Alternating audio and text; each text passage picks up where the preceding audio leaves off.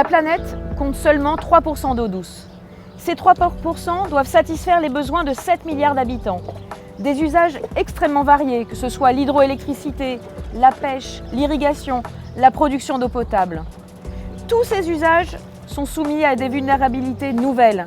Le changement climatique, provoqué par l'activité humaine et les émissions de gaz à effet de serre, impactent profondément les ressources en eau. Ces enjeux environnementaux viennent se rajouter à des enjeux sociaux, tels que l'accès à l'eau dans les pays en développement qui se posent de façon cruciale depuis plus de 30 ans.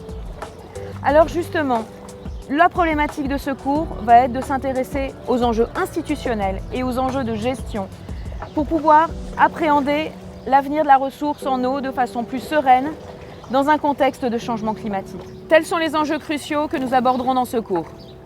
De la source au robinet, c'est donc une multitude de problématiques qui touchent le secteur de l'eau. Alors nous avons déjà parlé des changements environnementaux ou encore des pollutions d'origine anthropique. On pourrait également parler des rivalités qui existent entre différents secteurs d'activité tels que l'hydroélectricité, la production d'énergie, l'irrigation pour l'agriculture, les ménages ou encore l'industrie.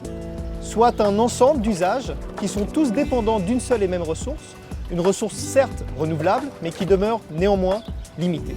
Tout l'enjeu de ce cours va donc être de comprendre comment on régule ces rivalités.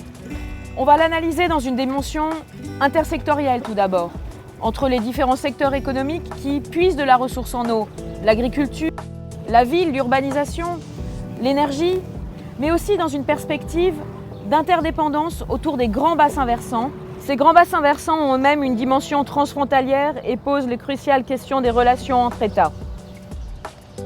Ce MOOC s'adresse à toute personne étant intéressée par le secteur de l'eau. Vous n'aurez pas besoin de formation préalable pour suivre ce programme qui se veut transposable dans différents contextes et à différentes échelles d'analyse.